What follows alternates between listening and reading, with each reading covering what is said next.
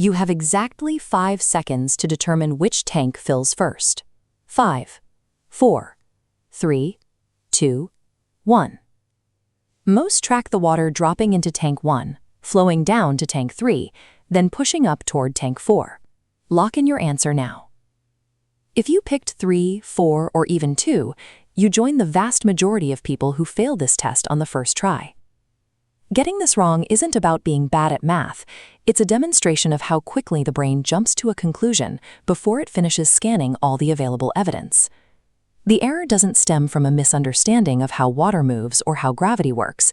Instead, the image was designed specifically as a psychological trap, using visual cues to lead your eyes away from the actual solution. The creator of the puzzle intentionally used our own cognitive assumptions to hide the truth in plain sight. To see how the trick works, we need to look past the physics of the water and focus on the specific architecture of the drawing. Look closely at the connection to tank 2. A solid black line blocks the exit, so water cannot enter. Now look at the bottom of tank 1. The floor is completely unbroken. The pathway to the rest of the puzzle is entirely sealed off. Because every downward exit is actually closed, the water has nowhere to go. This means tank 1 is the only tank that can fill. Once it reaches the top, the water will simply spill over the edges while the lower tanks stay dry. The trap worked because it encouraged us to ignore these obvious visual constraints so we could focus on a more complex imaginary problem. This effect is explained by the work of Daniel Kahneman, a psychologist who won the Nobel Prize for his research into how humans make decisions. Kahneman described System 1 as our brain's fast automatic mode. It's great for making split-second assumptions, but often misses small, critical details. System 2 is our slower, analytical mode. It's capable of spotting the blocked pipes in the image, but it requires much more effort to engage.